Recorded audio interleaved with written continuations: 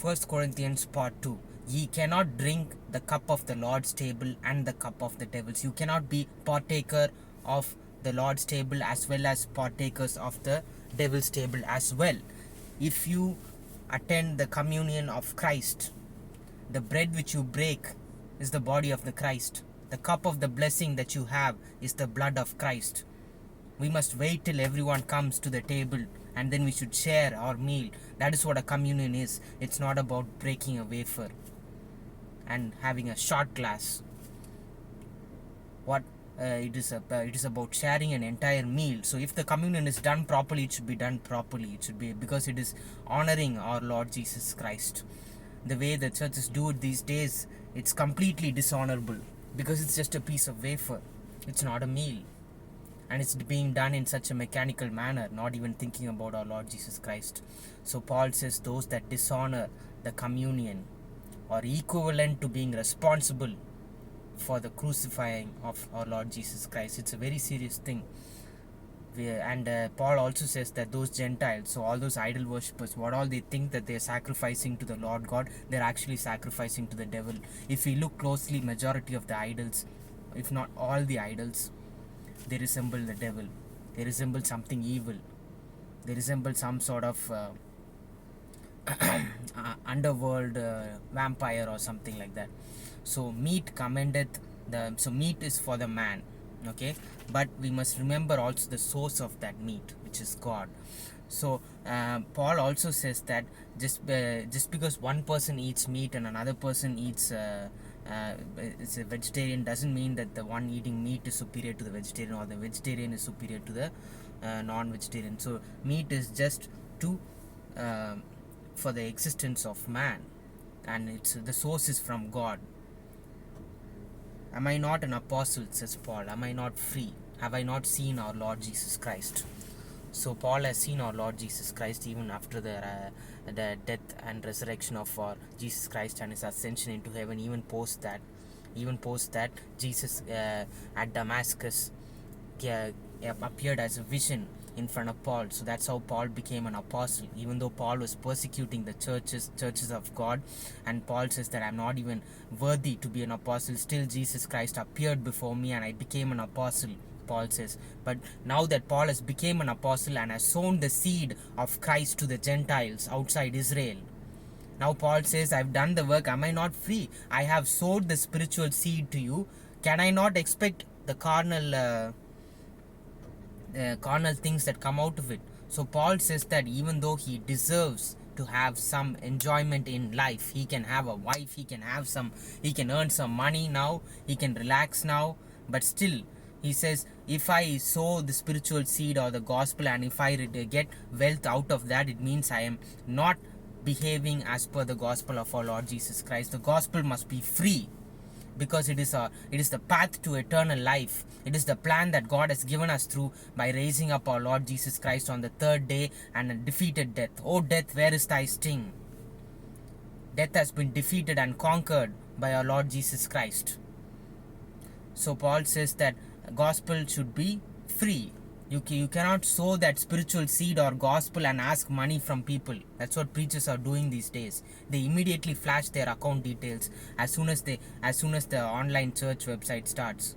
So if you truly believe in God, you should believe that He will provide for the necessary requirements that are needed for further ministry of our Lord Jesus Christ or sowing of our seed in other areas.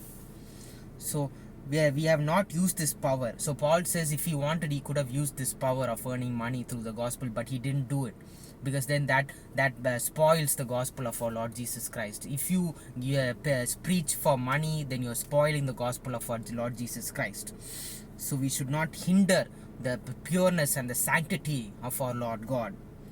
So those who preach the gospel should live off the gospel. Jesus was not going around constructing buildings and collecting money and collecting tithes, because Jesus came so that what all the shadows that were there in the Old Testament should be fulfilled. Jesus is God that has lived with us. So now we break the barriers of the buildings. Now we can go out and we can be free. We have that victory through our Lord Jesus Christ because God lived with us. and now he is within us in the kingdom of heaven through the Holy Ghost. So Paul says, I preach the gospel, I have nothing to glory of. That means Paul says he's not going to glory himself. He preaches the gospel because the necessity came to him, and woe to him if he does not preach the gospel. Woe, W-O-E, woe to him if he doesn't preach the gospel, because the necessity has come and the calling has come at Damascus, and so the necessity is there and he will do it till his last breath, says Paul. I may make the gospel of Christ without charge, that I abuse not my power. So you should not abuse the poor people and asking their jewels. And unto the Jews I became a Jew, that I might gain the Jew, that those that are under the law can be brought under the law of God unto Christ. So he's freeing all those people that are doing all those traditional laws or wearing all those outfits and all that stuff. So we don't need to be trapped in a building anymore. All we need is the grace of our Lord Jesus Christ, and whatever spiritual gift that he blesses us with, everything is equally important, whether it's to prophecy or whether it's exhortation or whether it's teaching or whether it's faith or whether it's speaking in tongues. Each and every spiritual gift has its own necessity. Not everyone can be the nose, not everyone can be the ear, not everyone can be the hands. If the whole body was a nose, only smelling can happen, says Paul. So that is why in the body of Christ, one person has to be the hand, one person has to be the nose, one person has to be the head, one person has to be the leg to transport. Everyone cannot be the same member. That is why God gives his own spiritual gifts through the Holy Ghost to each and every person. He blesses some people to teach, he blesses some people to prophecy. But Paul says that there is this diversity of operations that can be done. Firstly apostles, secondarily prophets, thirdly teachers, after that miracles, then gifts of healing, helps, governments, and diversities of tongues. So Paul says every spiritual gift is important, and but we must covet to prophecy. Pray for the ability to prophecy, because prophecy edifies the whole church. And when an unbeliever comes and enters into a gathering, and when he finds everyone prophesying, and when that prophesying becomes true, then that edifies even the unbelievers. But when someone speaks in tongues, he's speaking directly to God, and that edifies only himself, which is good. He says, do not forbid not to speak in tongues, but if so you are to get a spiritual gift, pray for prophesying first, because prophesying will edify others as well as yourself. But every spiritual gift has its own thing. Even faith is a spiritual gift. Not everyone can have faith. Everyone nowadays the world is filled with negativity, and we always want to wish for the worst, so that whatever happens we can feel better about ourselves without thinking about our Lord God, that he knows what's best for us. So even faith is a spiritual gift. So Paul says, to the weak became I as weak, that I might gain the weak. So to those weak people he became weak. He stooped down to their level so that he can gain them. To the Jews he stooped down to the Jews so that he can gain them the freedom through Christ. Know ye not that they which run in a race run all, but one receiveth the prize? So run that ye may obtain. We do it not for a corruptible crown, but for an incorruptible crown. So this race towards holiness, only one class of people are going to win, and that's through the grace of our Lord Jesus Christ, says Paul. Not everyone can win this race. That's why it's such a narrow way. So strive to enter into the narrow path. For many have been chosen, but only few can enter in. Brethren, I would not that ye be ignorant that all our fathers were under the cloud that passed through the sea. So when Moses led the people through the sea, and when the waters were parted, don't be ignorant, because they were baptized unto Moses on that day. Baptism was always there. Now we get baptized in the grace of now in the name of our Lord Jesus Christ. That's the difference. Before in the Old Testament they were baptized unto Moses, and now we're baptizing by the Heavenly Father himself that came inside the flesh of our Lord Jesus Christ, and we are baptized in the name of our Lord Jesus Christ, which is the biggest name in this entire earth. Nobody can surpass our Lord Jesus Christ. He is the Prince of the entire world. So all the kingdoms have been entrusted unto the Son now. So, and did all eat the spiritual meat. So they all ate the spiritual meat, the spiritual drink, and even that rock from which they got spiritual water, that was Christ himself during that time.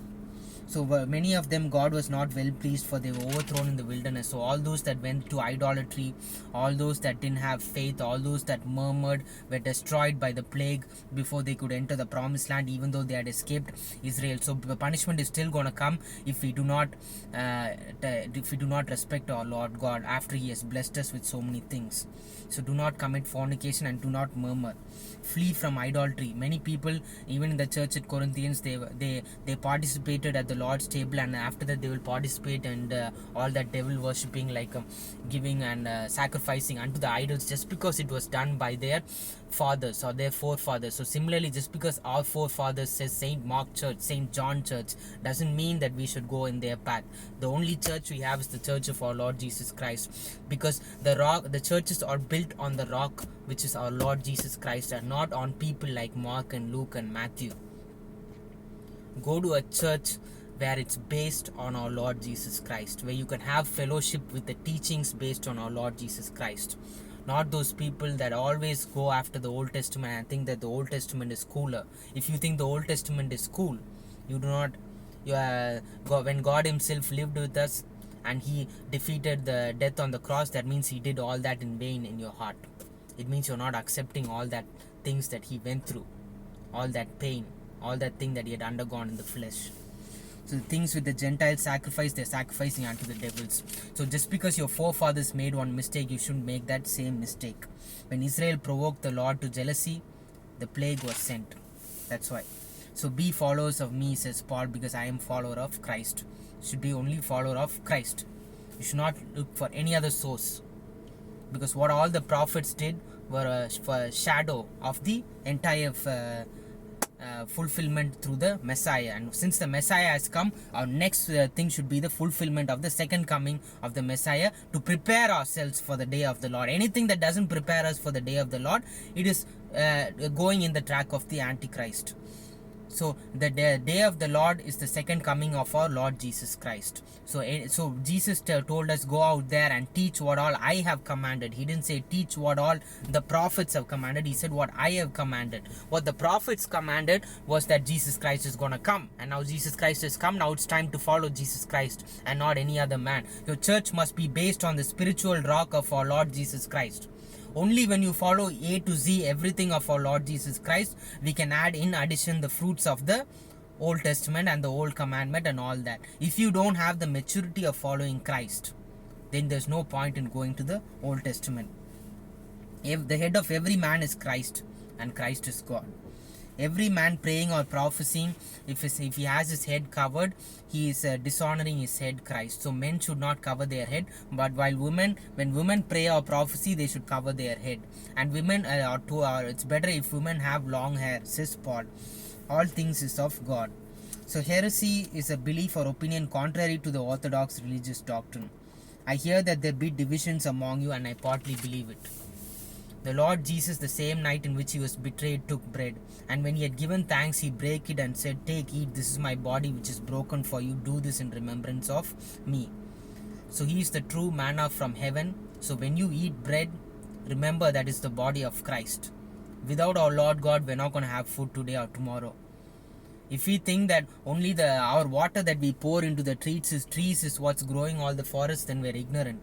It is our Lord God that's giving us forests and fruits and the weather, the clouds, the rain and everything. It is God that gives the increase. We can plant a seed in any parts of the ground, in anywhere near our house, but it's God that gives the increase. So we should not divide ourselves saying CSI, Pentecostal, TPM, TPI or AG. Then that means we're calling us that we have a rock greater than our Lord Jesus Christ. So when we are judged, we are chastened of the Lord.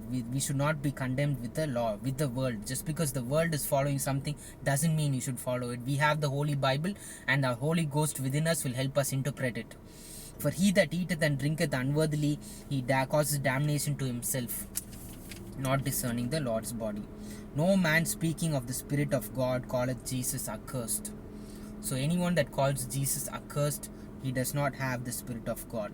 And no man that says Jesus is Lord can say it but by the Holy Ghost. Even saying Jesus is Lord in public, you need the Holy Ghost for that. You cannot just claim it without having the Holy Ghost. Now there are diversities of operations, but whatever gift, spiritual gift is that we get, it is from the same God. We should remember that. So we may either get the word of wisdom or the word of knowledge, but it's all by the same Spirit. To another, faith by the same Spirit. To another, the gift of healing by the same Spirit.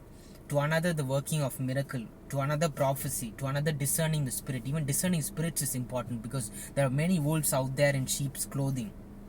But all these worketh under the same self-Spirit, dividing to every man severally as he will. So God will give to those that ask of the Spirit, and He will give us what we need for the enhancement of His kingdom. So we don't need to be jealous, oh that person prophesies, oh that person teaches, oh that person is able to have a healing touch. God will give what we need, and if it's even something as simple as faith, receive it with such thanks, because even faith is a huge gift. Because the more faith you have, the more you won't sin, and the more you don't sin, the more you're going on the narrow path to heaven and achieve holiness, just like our Lord God. So for by one Spirit are we all baptized into one body, whether we be Jews or Gentiles, whether we be bond or free, and have all been made to drink in one Spirit. We are the body. So whether we are the hand or the nose or the ears, we are all still the same body. So that is how, whether a Heavenly Father or the Son Messiah or the blood of or the Holy Ghost, they are all one body. Then they're all one God on the throne. That's why we should not split into three. So covet earnestly the best gifts. So if we don't have love, we don't have anything. So love is the agape, selfless, sacrificial concern for the welfare of others. So Jesus said, love the Lord your God with all your soul, with all your mind, and with all your strength, and love your neighbor as yourself. And these two commandments is the entire laws of the prophets. So the prophets did not have love with each other, or they did not talk about love. They talked about the coming of our Lord Jesus Christ, and that is the love of God. So victory of God is through our Lord Jesus Christ. So love suffereth long and is kind. So love envieth not.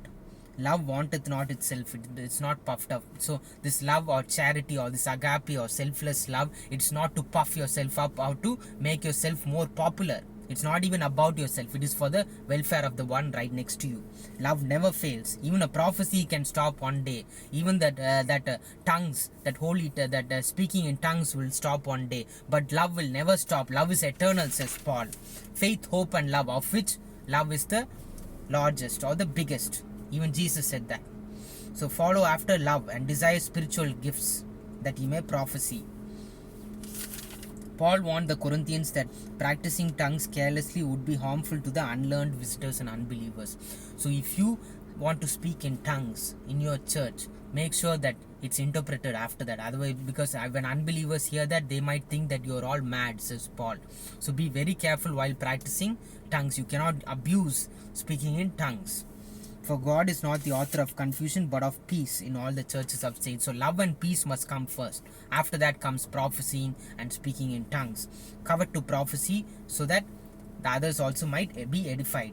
I also received how that Christ died for our sins according to the scriptures. He died and he was buried, and on the third day he was risen. And he was seen of Cephas and the 12 first, and then he was seen of nearly 500 witnesses, says Paul. After which he was seen of, Paul himself saw. So Paul says, I am an apostle, but I am the least of the apostles, because I was one of the persecutors of the church of God. But now he is saved by the grace of our Lord Jesus Christ. Even though Paul was such a sinner and he was persecuting the church of God, still Jesus Christ asked him directly in a vision, why persecutest thou me, Paul, in Damascus? And now Paul has become one of the greatest apostles. But by the grace of God, I am what I am, says Paul. So Paul says that by the grace of God, the vision of Lord Jesus Christ came to him. And now I do whatever work I do, it is not vain in the Lord. So Paul says that the trust that God has kept on him, he has done that work. Christ's resurrection promises that others will also follow in the end. For as in Adam all die, but in Christ all will be made alive. So this divine plan assures us that with God's triumphant win over all evil, and God's people will reign with Christ forever. The last enemy that shall be destroyed is death. So, O death, where is thy sting? So, awake to righteousness and sin not, for some have not the knowledge of God, and I speak this to your shame. The seed body that is sown, that corrupted body that is sown, will rise in a totally different body that God has given, but it will maintain our identity. So that is God's eternal plan for us. So Paul says, if there was no eternal plan for us, why are we baptizing? Are we baptizing to be dead forever? We are baptizing so that we can live with Christ forever. So that is why it's God that gives us a new body after our old body is dead, but he will still retain our own identity. We are still accountable for what all we have done on this earth. Have we been faithful to Christ? Have we been washed by the blood of the Lamb?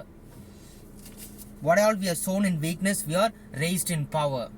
By the resurrecting power of Christ, all our corruption will turn into incorruption, and all our mortal bodies will turn into immortal bodies. And that's all by the grace of our Lord Jesus Christ, and not by our activities, and not by our own self, and not by those old laws, not by tithing. The first man is of earth, earthy, and the second man is our Lord Jesus Christ. So whatever sin that Adam brought in, it was taken out by our Lord Jesus Christ. So in Christ we live forever. So just as a man, as one that is born from the earth is earthy, that which is born of the heaven is heavenly. So that is why this Holy Ghost will make us under the heavenly image of our Lord God. So now this I say, brethren, that flesh and blood cannot inherit the kingdom of God.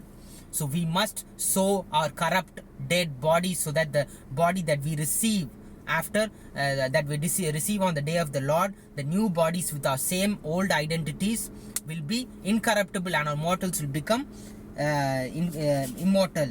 So all the brethren, I greet you one another with a holy kiss. In a moment, in the twinkling of the eye, in the last trump, the trumpet shall sound, and all the dead shall be raised, just like how God raised the Lord Jesus Christ on the third day, which was seen of 500 witnesses.